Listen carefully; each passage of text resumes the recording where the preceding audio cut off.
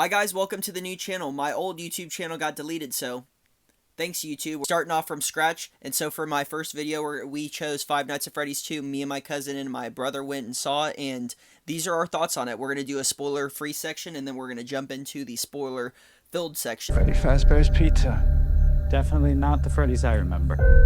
You're thinking of the franchise location. This is the original. Story that you're gonna fix those animatronics. It's only giving her false hope. Can any of you hear me? Abby, help us.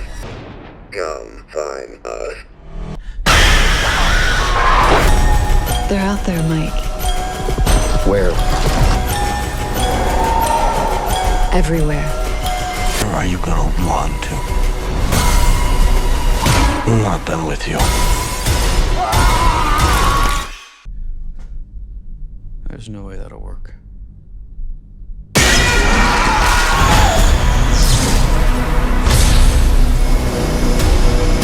What did you think of the movie, just right off the bat? Right off the bat, it was pretty good. It was definitely better than the first one. It had a lot more energy. It was a lot more better than the first one for sure. Okay.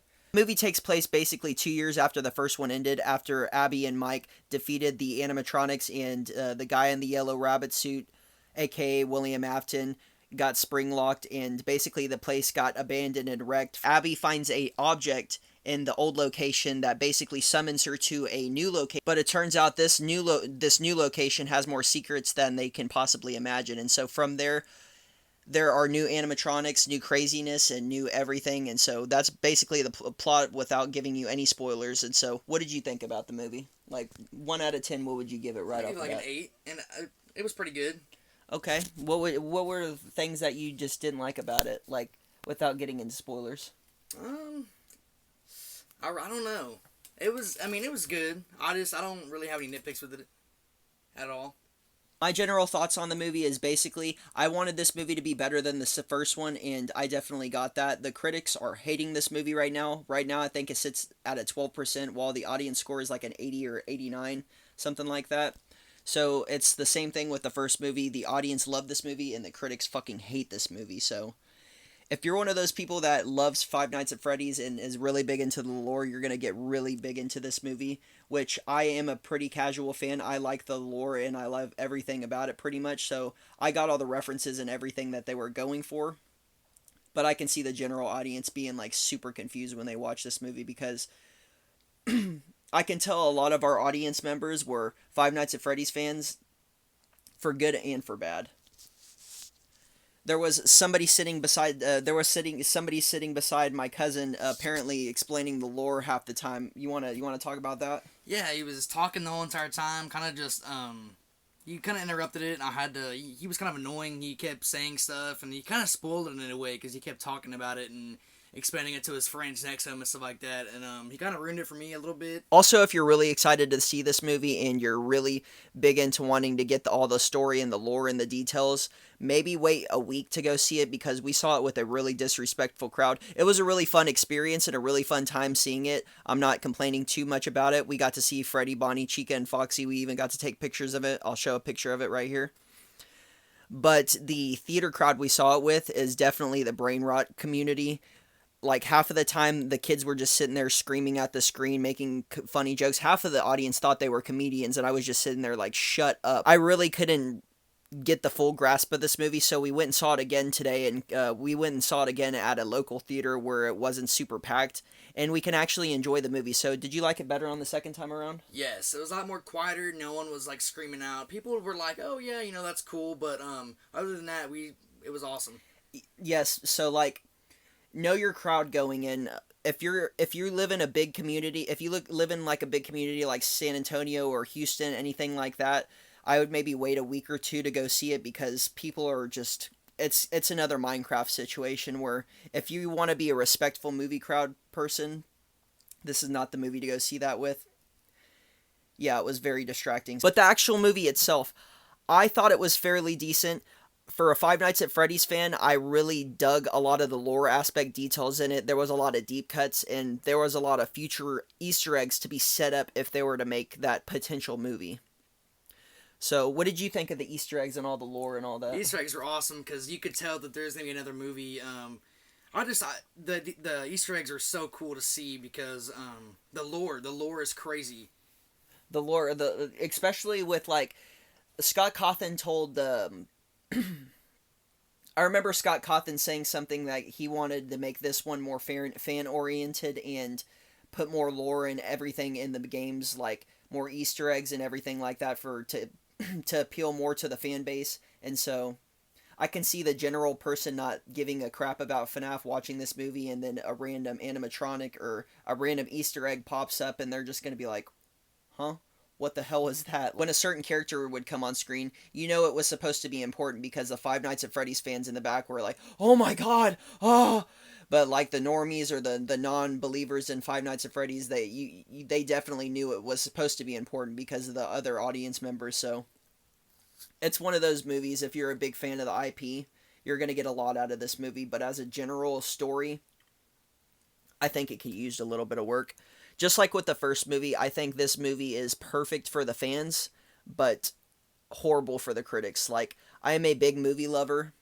I'm a big fan of Five Nights at Freddy's, but sometimes I have to separate myself from my movie loving brain into the Five Nights at Freddy's brain, because I got to remind myself that these are movies made for the fans by somebody who created the IP.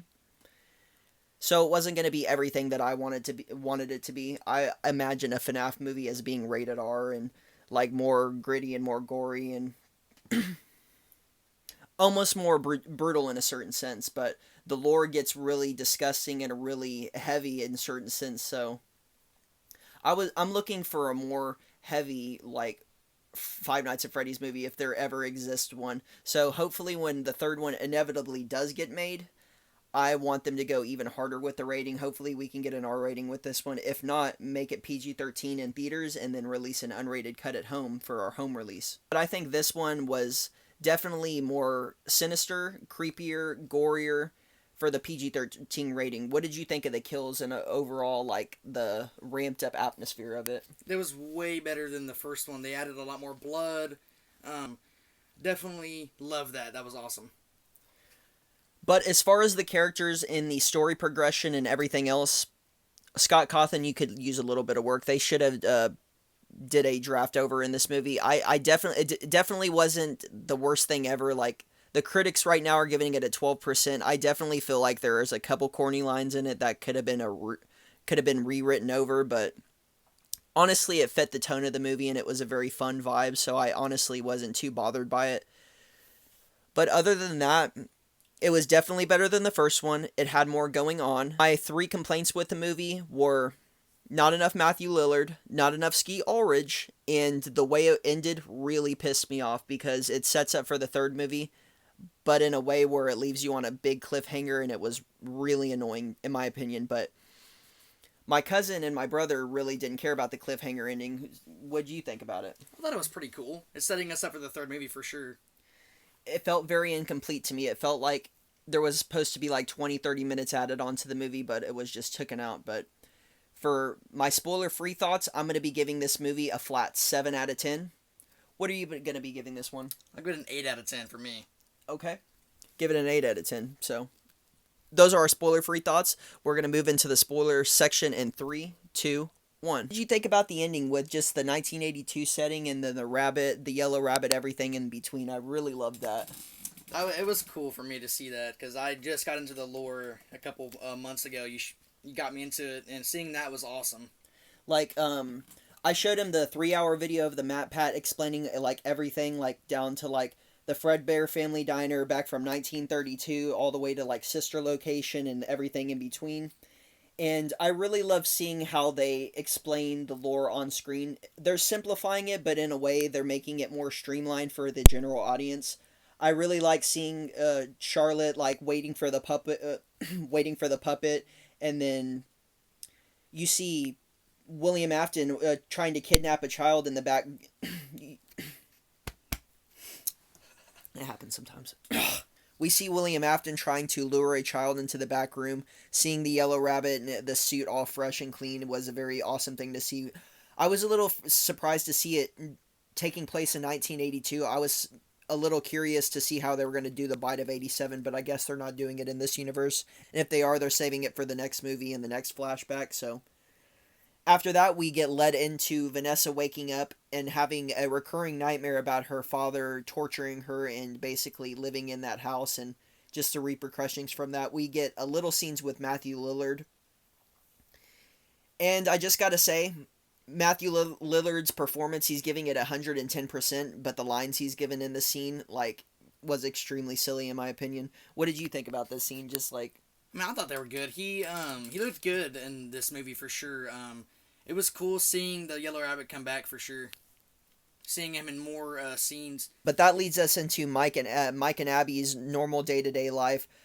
But Abby is still sad about the events about the first one. She's still trying to fix her friends from Freddy Fazbear's. She keeps going back to the location, but she can't find her friends. But instead, she finds this little object called the Faz Talker, and she brings that home. Mike and Abby do. But when all that's going on, we have a scene where there is a group of paranormal investigators who is led by McKenna Grace, and we have the kid from season 1 of Chucky, and recently that new Final Destination movie. They're paranormal investigators called Ghost Hunters or Spooky Explorers, something like that. I forgot what it was called. But they basically get a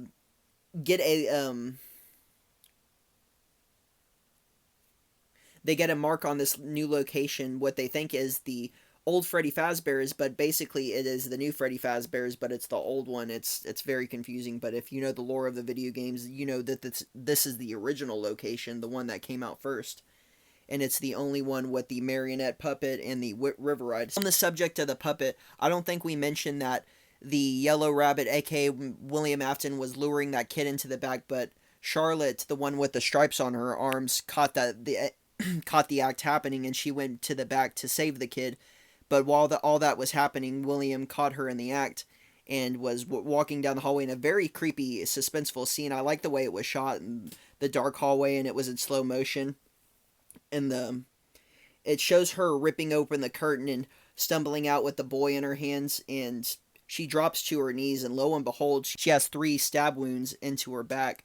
And it was just very shocking to see that, because I wasn't expecting that level of gore, especially in the first 10 minutes. But the floor gives away, and out pops the puppet holding Charlie in her arms. Basically, that's the opener of the movie. And we then cut to a scene where paranormal investigators we keep seeing on TV that Abby watches throughout the movie, led by McKenna Grace and that boy from that new Final Destination movie in the first season of the Chucky show, get a tip-off from a guy named Mike. But when they get there, this guy has got a creepy-ass grin on his face, and he looks at all mysterious, and the location looks very different, but it turns out this is the original location that gets told to us by McKenna Grace. I forget her name. But the security guard brings them into the location and starts letting them look around, and he says right away, he's being all creepy and stuff like that, but he says his name is Michael, and everybody in the audience already knows he's Michael Afton, like part of the... I already knew it, like, if you are a big fan of the lore, and if you're a big fan, it's a deep cut, like, not really, but the way he said his name, and he was looking all evil and mysterious, you knew right away, if you were a fan, he was Michael Afton. Just like in the game, they go to the room where the puppet is being held, and she stops the music box, and when that music stops, the puppet emerged, and actually, it was a pretty creepy scene. Any scene with the puppet is very creepy and very atmospheric, and gave me everything that was missing from the first movie, from the scariness and the jump scares. What did you think of the puppet and its presence? Oh, the jump scares were awesome. The puppet looked really good in this movie. Scary for sure. Basically, the puppet controls the animatronics to come alive and massacres the whole ghost hunting crew, and a very awesome scene, actually. It was pretty heavy for the PG-13 rating, and the way Mangle jumps from the ceiling and rips that guy, and you see the camera angle and it shows his body parts falling from the roof. It was actually pretty badass to see. And the other guy getting drowned in the river of puppet piranhas, he was getting eaten up alive. That was actually pretty cool. That was pretty dope to see. What did you think of that whole sequence? I love the gore, and this movie was way better than the first one. I think this was a scene like they were trying to replicate the scene of the first one, but making it more scary and suspenseful, and I definitely agree that this one is more scary And so just from that scene alone, I was very satisfied. Moving onward from that, Abby is very distraught from the events of the first movie. She basically thinks her friend's dead. Every time she visits that location, she can't seem to find them. Their like spirit or their ghost seems to be gone elsewhere. But Mike finds her there, and then before they leave, they find this they find this prop on the ground called the Fast Talker, and they go home. Everything's okay. But then that Fast Talker starts talking to her and starts speaking words to her and telling her to come to the location. And at first, I was thinking to myself, how is it? How are they going to lead her into the new location? They don't explain that. She just ends up at the new location anyway. that they did it like it was yeah it was True. I was like, okay, she's there, but she ends up there. But throughout the movie, she was just like, I miss my friends, I miss Chica, which I was a little confused by, because in the first movies, Chica was the one to put her in the most danger and almost kill her in a certain scene. But little tangent, little bit of a nitpick. But she goes into the new location and she sees Toy Chica, voiced by Megan Fox. And before I forget, all of the voice actors do a very good job voicing the toy animatronics respectively. We got Megan Fox voicing Toy Chica. We got Matt Pat voicing Toy Bonnie. Although, if you told me Matt Pat voiced Toy Bonnie, I wouldn't have known, because the voice he gives Toy Bonnie in this movie is very different. You would not expect that from Matt Pat. It sounded like a little girl talking. So if you would have told me Matt Pat played this character, I wouldn't have believed you. I'd been like, okay. Don't know who played Toy Freddy, but he only had 2 lines, and it was a good job. Mangle, he doesn't have any lines. He's just straight up gurgling sound effects. But all of the new toy animatronics and all of the Wizards look great. Jim Henson did an awesome job on the animatronics, and just they knocked it out of the park once again with the effects with the animatronics itself. What did you think about It looked pretty awesome, man. We then cut to the middle school where they're hosting a science fair project ceremony or whatever the hell it's called. And it's being hosted by the principal, Wayne Knight. I forget the principal's name in it, and he's the biggest colossal douchebag you'll ever see in a movie. Like, the first time he was on the screen, we just knew he was going to die, one of the better deaths in the movie, because he was just being super unrealistically evil to these kids. Like, he was just like, he hates these kids. I don't understand why he's in this profession. Like, he's just walking around like hating on every one of these kids, especially Abby. Which all transpires into Abby bringing her science fair project, which is a little toy model of the original Chica, and Wayne Knight's character accidentally drops it, shatters it, and then she goes back to the location where Toy Chica is at, and Toy Chica basically tells her that she could be her science fair project, and she goes back with her. Wayne Knight's character is walking through the hallways, and Toy Chica's looming in one of the classrooms in the background, and was very creepy to see. And it was kind of a letdown to see this with the Five Nights at Freddy's crowd, because every time a suspenseful scene would happen and it'd get really quiet, everybody in the background would just be making the most loud jokes ever and just like explaining it was just super annoying. But he gets jump scared and he gets his head popped, which it's another PG-13 death where it kind of cuts away, but it's pretty gory for what the movie's going for. Basically, throughout the whole movie, Vanessa's being very shady, just like the first movie, and Mike can't trust her, and the audience really can't trust her either, because everything in these both movies, like, anytime a new reveal would happen or any plot convenience would happen, she would be the reason why, or her father would. Like, why don't you just like go ahead and tell Mike these things and Abby these things so you can save the trouble and you don't have to run into all these problems. But that's just a tangent, and that kind of screws her by the end of the movie anyway. We have a scene where Mike is basically fending off all of the withered animatronics, basically FNAF 2 style, the video game, and it was just awesome to see that, because that was one of my complaints with the first movie, that we didn't have any direct one-for-one ties like the video game to screen adaptations, and this one was almost like a copy and paste from the second game, so I really, really enjoyed seeing that. The only thing that could have made it better was like Mangle coming down from the thing and just other things like that, but the animatronics were already off into the city. Which leads us into the ending, which I found very disappointing, only because it's a dick tease into leading us into the third movie. I really don't like cliffhangers, and this movie was a big cliffhanger. We get a scene where Abby gets possessed by the puppet, and she is basically toying with Vanessa and like has her in a chokehold, and then Mike comes in with the music box and winds it down and calms her down. And then we get a scene right out of an Avengers movie, because when I was watching it last night in the Five Nights at Freddy's crowd, I couldn't help but crack up a little bit. We have a scene where uh, Michael comes in. It's revealed that his name is Michael Afton, which we already knew that. That was a second twist, I guess. And and he basically tells him that he's not done with his father's work, and that Vanessa needs to help him do that, and then Vanessa wouldn't help them, yada yada yada. And so he sticks the new animatronics onto it, and basically Mike gets the help from Abby's old friends by going to the old pizza location and shouting out, if you ever really cared about Abby, you would come and help. And which leads us into that scene where we think the characters are screwed. We get a scene right out of an Adventures movie where Foxy just breaks through the window and kills Toy Bonnie, stomps on his face. It was kind of hype. It was actually kind of cool, but at the same time I was thinking to myself, this is a superhero movie at this point. And all the other animatronics get dismantled and the heroes seem to save the day, but the movie leaves off on the weirdest cliffhanger possible, where Mike basically says, "Stay away from me. I can't trust you, Vanessa." And as they're walking out the door, we get a scene where Vanessa's looking out after them, and the puppet slinks in after them and basically slowly creeps up onto her and possesses her. So that's how the movie ends, Vanessa possessed. And I was kind of glad how the credits did roll, and it's the song "It's Been So Long" was played, because I was an old Five Nights at Freddy's fan, so I was a little happy seeing that, but I was a little bit in disbelief seeing how shitty the ending was. But what did you think about the ending? The ending was good. Seeing them kick ass is pretty cool. It was a little cheesy, but it was pretty good. But the cliffhanger, they could have done better. I don't know.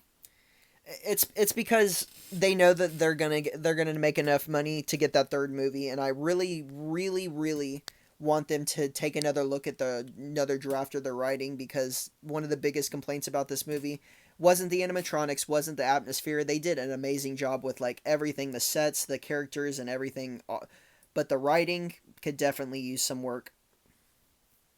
And the ending, the way they nailed this movie did not have an ending. It's basically a very unfinished movie. So the after credit scene was very cool to see. It was very predictable though. What did you think about seeing Springtrap and seeing the setup for the potential third movie? So yeah, seeing Springtrap's eye turn on, I thought that was cool. That's already setting you up for the third movie. I thought that was pretty cool. But yeah.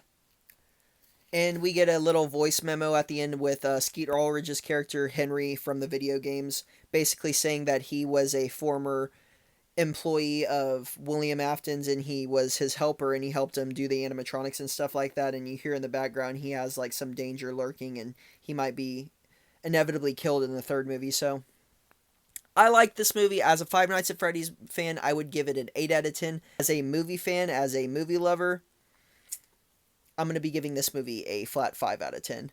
It was in a bad movie. I would buy it on Blu-ray, but this is really coming from a Five Nights at Freddy's fan, so I can honestly see why some of the critics are really hating this movie. But the deep cuts, the Easter eggs, everything in between, the animatronic, they looked awesome. Just the writing could have used some work, and the ending wasn't the best. But that's going to be it, you guys. Look forward to seeing more videos posted on this particular channel. My old channel got deleted, the Cinema Cabinet. I had 500 subscribers, so thanks, YouTube. So we're starting over from square one. We're going to regain our audience. We're going to redo this, so like, comment, subscribe, and click that notification bell to not miss any of my future videos. And that's going to be it, you guys. This has been the Cinema Cabinet.